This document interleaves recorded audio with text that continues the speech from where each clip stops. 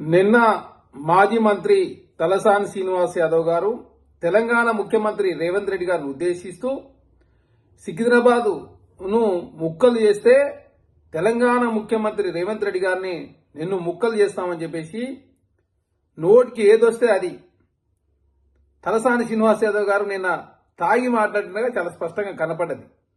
వారి వ్యాఖ్యలను తీవ్రంగా ఖండిస్తూ తెలంగాణ రాష్ట్రంలో కాంగ్రెస్ పార్టీ అధికారంలోకి వచ్చిన తర్వాత హైదరాబాద్ కావచ్చు, గ్రేటర్ హైదరాబాద్ కావచ్చు, హెచ్ఎండిఏ లిమిట్స్ కావచ్చు, లేదు గ్రామీణ స్థాయి వరకు తెలంగాణ రాష్ట్రంలో కాంగ్రెస్ ప్రభుత్వం ఒక విజన్ తోటి ముందుకు పోతా ఉంది. దానిలో భాగంగానే మల్కాయిరి పోలీస్ కమిషనరేట్ ఏర్పాటు చేసుకున్నాం. అదే కాకుండా హైదరాబాద్ కమిషనరేట్ ఆల్రెడీ ఉంది. రాచకొండ కమిషనర్ రద్దు చేసుకుని దాని ప్లేస్ లో మల్కాయి కమిషనరేట్ ఏర్పాటు చేసుకున్నాం. అదే కాకుండా యాదాద్రి జిల్లాకి ప్రత్యేకమైన ఎస్పీ స్థాయి అధికారిని నియమించుకున్నాం.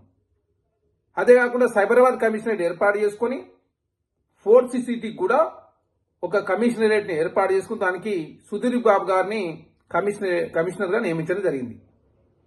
ఇక్కడ సికింద్రాబాద్ ను వేరు చేస్తున్నట్టు హైదరాబాద్ ప్రజలను సికింద్రాబాద్ ప్రజలు తప్పుదారి పట్టించే ప్రయత్నం తలసాని శ్రీనివాస్ యాదవ్ గారు చేస్తా ఉన్నారు.